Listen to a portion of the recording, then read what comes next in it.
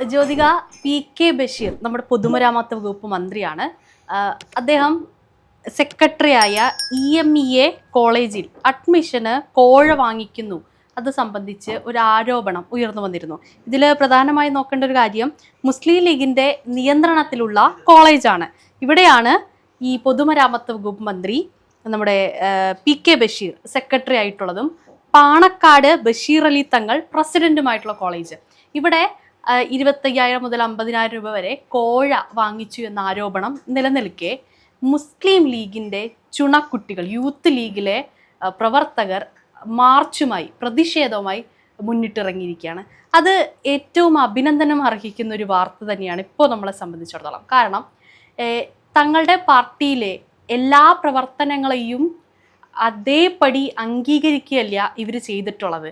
ബാക്കി യുവജന സംഘടനകൾ കുറേയൊക്കെ നോക്കുമ്പോൾ പാർട്ടിയിൽ എന്ത് നടക്കുന്നു അതിനെല്ലാം മുഖമടച്ച്, അതെ, അപ്പാടെ വിഴുങ്ങി മുഖമടച്ച് അതിനെ സപ്പോർട്ട് ചെയ്ത് പോകുമ്പോൾ ഇവിടെ എന്താ ചെയ്യുന്നത്? യൂത്ത് ലീഗിൽ ഉള്ള അവരുടെ പ്രവർത്തകർ ഇത് തെറ്റാണ് എന്ന് പറഞ്ഞുകൊണ്ട് അവിടോട്ട് അതേ കോളേജിലേക്ക് പ്രതിഷേധവുമായി ഇറങ്ങി ചെന്നിരിക്കുക. കൃഷ്ണ, ഇതിനു മുൻപും ഇതേ സംഭവം ഈ കോളേജിൽ അരങ്ങേറിയിരുന്നു എന്ന് വാർത്തകളിൽ നമുക്ക് കാണാൻ സാധിക്കുന്നുണ്ട്. കൂടാതെ MSF സംഘടന, ആ കോളേജിലെ MSF സംഘടന ഇതിനു മുന്നോടി തന്നെ പ്രതിഷേധം രേഖപ്പെടുത്തുകയും ചെയ്തിട്ടുണ്ടായിരുന്നു. എന്നിട്ടും ഈ മാനേജ്മെൻറ്റ് ഈ കോഴ വാങ്ങുന്നത് മുന്നോട്ട് പോയതിന് സഹികെട്ടാണ് ഈ യൂത്ത് ലീഗ് ഇപ്പോൾ പ്രതിഷേധം ആരംഭിച്ചിട്ടുള്ളത്. കൂടാതെ 25,000 മുതൽ 50,000 വരെയാണ് കോഴ വാങ്ങുന്നത്.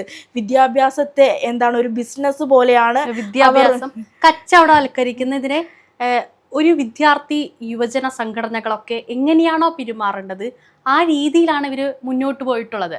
ഇപ്പോൾ രാജ്യത്താകെ പരിശോധിക്കുന്ന സമയത്ത് വലിയ മുന്നേറ്റം യുവാക്കൾ എടുക്കുന്നുണ്ട്. അതിൽ ഈ കഴിഞ്ഞ ദിവസം CJP നടത്തുന്ന പ്രതിഷേധവുമായി ബന്ധപ്പെട്ട് ടൊവിനോ തോമസ് പ്രതികരിക്കുന്ന ഒരു നിലയുണ്ടായി. ഒരു സെലിബ്രിറ്റി പ്രതികരിക്കുമ്പോൾ സെലിബ്രിറ്റിയുടെ വീടിന് മുന്നിലേക്ക് യുവമോർച്ച പ്രവർത്തകർ ചെന്ന് വായ മൂടിക്കെട്ടി പ്രതിഷേധിക്കുകയാണ്. തങ്ങൾ എവിടെയായിരുന്നു PSC സമരം നടത്തുന്ന സമയത്ത് എന്നാണ് യുവമോർച്ച പ്രവർത്തകർ ടൊവിനോട് ചോദിക്കുന്നത്. പക്ഷെ ഇവരോട് മറിച്ച് ചോദിക്കുകയാണ്, നീറ്റ് വിവാദത്തിൽ നിങ്ങൾക്ക് എന്താണ് അഭിപ്രായം എന്ന് ചോദിക്കുമ്പോൾ ഇവർക്കതിന് ഒരഭിപ്രായമില്ല. ഇവർ നീറ്റിലൊരു ചോദ്യപേപ്പർ ചർച്ചയും നടന്നിട്ടില്ല, ഇതൊക്കെ കലാകാലങ്ങളായി ഉള്ളതാണ് എന്നുള്ള രീതിയിൽ ഇതിനെ നിസ്സംഗമായി എടുക്കുകയാണ്. പക്ഷേ അലോഷ്യസ് സേവ്യർ ഇതുപോലെ ഗവൺമെൻറ് ലീഡർ നിയമനത്തിനെതിരെ സംസാരിക്കുന്നൊരു കാര്യം കൂടി ഉണ്ടായിരുന്നു. അപ്പം യൂത്ത് ലീഗും അതുപോലെ KSUവിൻ്റെ അലോഷ്യസ് സേവ്യറും ഒക്കെ തങ്ങളുടെ പാർട്ടിക്കകത്ത് എന്തെങ്കിലും തെറ്റായിട്ടുള്ള തീരുമാനം എടുക്കുന്നുണ്ടെങ്കിൽ ശബ്ദമുയർത്തുന്നു. അതിനുള്ള സ്വാതന്ത്ര്യം അവിടെ ഉണ്ട് എന്നുള്ളതാണ്. മറ്റ് യുവജന സംഘടനകൾക്ക് അതില്ല എന്നുള്ളതും ഒരു വാസ്തവമായിട്ടുള്ളൊരു കാര്യമാണ്. അവർ തങ്ങളുടെ നേതാക്കൾ എന്ത് ചെയ്യുന്നോ എന്ത് പറയുന്നോ അതിനെ മാത്രം അതേപടി അനുസരിച്ച് ഒരുപക്ഷെ അവരുടെ പാർട്ടിക്കുള്ളിൽ തന്നെ പറയാനൊരു അധികാരമില്ലാത്ത, സ്വാതന്ത്ര്യമില്ലാത്ത ഒരു സമയത്തൂടെയാണ് കടന്നുപോയിക്കൊണ്ടിരിക്കുന്നത്. അതേ കൃഷ്ണേന്ദു, കാരണം സ്വന്തം സംഘടനയിൽ നിന്ന് തന്നെ ഇത്തരം ഒരു കോഴ വാങ്ങുന്ന ആരോപണം ഉന്നയിച്ച് മുന്നിട്ടിറങ്ങണമെങ്കിൽ അവർ ചുണക്കുട്ടന്മാരെ അല്ലെങ്കിൽ ചുണക്കുട്ടികൾ തന്നെയാണ് എന്ന് നമുക്ക് പറയാൻ സാധിക്കും. ഇപ്പോൾ ഈ MSF ഉൾപ്പെടെ KSUവും ഒക്കെ എടുത്തിട്ടുള്ള തീരുമാനം മറ്റ് യുവജന സംഘടനകൾ മാതൃകയാക്കേണ്ടതാണ്. ഇപ്പോൾ ഈ രാജ്യത്തെ സംബന്ധിക്കുന്ന വിഷയങ്ങളിലും അവർ സംസാരിക്കുന്നുണ്ട്. തങ്ങളുടെ പ്രദേശത്ത് അല്ലെങ്കിൽ മലപ്പുറം ഒക്കെ കേന്ദ്രീകരിച്ച് ഏറ്റവും കൂടുതൽ ഈ സംഘടന കുറച്ചും കൂടെ ഊർജത്തോടെ പ്രവർത്തിക്കുന്നൊരു കേന്ദ്രമാണ്.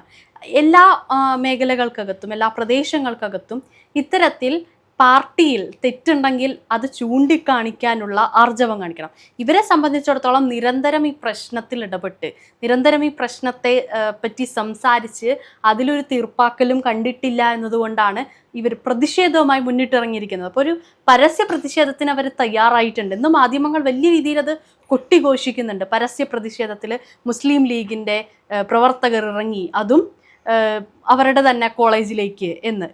പക്ഷേ ആ പറയുന്ന സമയത്തുകൂടെ അവരുടെ സ്വാതന്ത്ര്യം, അവരുടെ ആർജവം, തങ്ങളുടെ പാർട്ടിയിലെ നേതാക്കൾക്കെതിരെ ശബ്ദമുയർത്താനുള്ള അവരുടെ കെൽപ്പ്, ഇതല്ലേ നമ്മളവിടെ ചോദ്യം ചെയ്യേണ്ടത്? തീർച്ചയായും. കൂടാതെ അവിടെയുള്ള അവിടുത്തെ കെട്ടിട നിർമ്മാണത്തിന് ആവശ്യമായ പൈസ പോലും എന്താണ് അവിടുത്തെ വിദ്യാർത്ഥികളിൽ നിന്ന് പിരിക്കുന്ന ഒരവസ്ഥ വന്നിരിക്കുകയാണ്. എന്താണ് അവിടുത്തെ മാനേജ്മെൻറ്റ് കുട്ടികളെ ഒരു തരത്തിലൊരു പിഴിഞ്ഞ് അവരുടെ ബിസിനസ് വളർത്തുന്ന ഒരവസ്ഥയിലേക്കാണ് ഇത് പോകുന്നത്.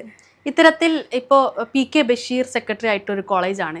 ഇപ്പോൾ CPM-ൻ്റെ മറ്റ് LDF-ൻ്റെയും ഒക്കെ ആരെങ്കിലും നേതാക്കൾ സെക്രട്ടറിയും അല്ലെങ്കിൽ ഭാരവാഹികളായിട്ടുള്ള കോളേജിനകത്ത് ഇതുപോലൊരു കോഴ ആരോപണമുണ്ടെങ്കിൽ എത്ര വിദ്യാർത്ഥി സംഘടനകൾ അവരുടെ തന്നെ വിദ്യാർത്ഥി സംഘടന ഇതുപോലെ പരസ്യമായിട്ടുള്ള പ്രതിഷേധത്തിലേക്ക് ഇറങ്ങുമോ, അല്ലെങ്കിൽ ആ കോഴ ആരോപണം ചൂണ്ടിക്കാണിക്കുമോ? അതാണ് ഏറ്റവും പ്രധാനമായി. അടിസ്ഥാനപരമായത് ചൂണ്ടിക്കാണിക്കുമോ എന്ന് പോലും നമുക്ക് ശരിയാണ്. അവർക്ക് ഭയമായിരിക്കും. കാരണം അവരുടെ എന്താണ് മുതിർന്ന നേതാക്കളെ ഭയന്ന് അവർ ഉള്ളിലെല്ലാം അടക്കി പിടിച്ച് അല്ലെങ്കിൽ മനസ്സോടുകൂടി അതിനെ സപ്പോർട്ട് ചെയ്ത് അവർക്ക് വേണമെങ്കിൽ മുന്നോട്ട് പോകാം. പക്ഷെ അവർ അതിനൊക്കെ അതിജീവിച്ച് അവർ മുന്നോട്ട് പോയിക്കൊണ്ടിരിക്കുകയാണ്. ഇപ്പോൾ 10 വർഷക്കാലത്തെ ഇടതുപക്ഷ ഗവൺമെൻറ്റിൻ്റെ ഉൾപ്പെടെ പ്രവർത്തനങ്ങളിൽ PSC സമരമുഖത്ത് നിരവധിയായിട്ടുള്ള പ്രവർത്തനം ഉണ്ടായിരുന്നു. ആശാ വർക്കർമാരുടെ സമരവുമായി ബന്ധപ്പെട്ട് നിരവധിയായിട്ടുള്ള സ്ത്രീകൾ അത് കേന്ദ്രീകരിച്ച് പ്രവർത്തിക്കുന്നിരുന്നില്ലേ? ഈ സമയത്തൊന്നും ഇടതുപക്ഷ സംഘടനകളുടെ ഈ വിദ്യാർത്ഥി യുവജന സംഘടനകളോ ഇപ്പോൾ ആശാ വർക്കേഴ്സ് നോക്കുമ്പോൾ മഹിളാ അസോസിയേഷൻ പോലെയുള്ള സംഘടനകളോ ഒന്നും രംഗത്ത് വന്നില്ല. തെറ്റായിട്ടുള്ളൊരു തീരുമാനമാണ് പിണറായി വിജയൻ സർക്കാർ എടുത്തിരിക്കുന്നത്, അതിനെ തിരുത്തണം എന്ന് ഇവരാരും ചൂണ്ടിക്കാണിക്കുന്നൊരു നിലയുണ്ടായില്ല. സർക്കാർ എടുത്ത തീരുമാനത്തെ അതേപടി വിഴുങ്ങുക, അതുപോലെ അനുസരിക്കുക. എന്താണോ നമ്മുടെ ഏമാൻ പറയുന്നത് അതുപോലെ അങ്ങോട്ട് ഇതാക്കുക, അപ്പാടെ വിഴുങ്ങുക. ആ ഒരു പോളിസി ആയിരുന്നു അവിടെ ഉണ്ടായിരുന്നത്. നേരെ മറിച്ച് ഇവർ സമരം ചെയ്ത് മുന്നോട്ട് ഒരുപടി എന്തെങ്കിലും ഉണ്ടായിട്ടുണ്ടെങ്കിൽ അതിൻ്റെ ഗുണവും ആർക്കാണ്? ഇവർക്ക് തന്നെ കിട്ടുന്നുണ്ട്. അതുപോലെ ഇപ്പോൾ കുറച്ച് നാളുകളെ ആയിട്ടുള്ള VD സതീശൻ സർക്കാർ അധികാരത്തിൽ വന്നത്. പക്ഷേ ഈ സമയത്തുൾപ്പെടെ ഗവൺമെൻറ് ലീഡറിൻ്റെ നിയമനവുമായി ബന്ധപ്പെട്ട് KSU പ്രവർത്തകർ ഏറ്റെടുത്തിട്ടുണ്ടായിരുന്ന ഒരു കാര്യം, അവരുടെ നിലപാട് വ്യക്തമാക്കി അവർ പൊതുമധ്യത്തിൽ അത് വ്യക്തമായി പറയുന്നൊരു സ്ഥിതി കൂടി ഉണ്ടായി. മറിച്ച് ഇതേ ഒരു സമീപനം പിണറായി വിജയൻ ഗവൺമെൻറ് അല്ലെങ്കിൽ ഇടതുപക്ഷ ഗവൺമെൻറ്റാണ് ഇത് നടത്തുന്നതെങ്കിൽ അവരുടെ വിദ്യാർത്ഥി സംഘടനകൾ ഈ ആർജവത്തോടെ പറയുമോ എന്നുള്ളതും ചോദ്യചിഹ്നം. ഒരിക്കലുമില്ല കൃഷ്ണേന്ദു.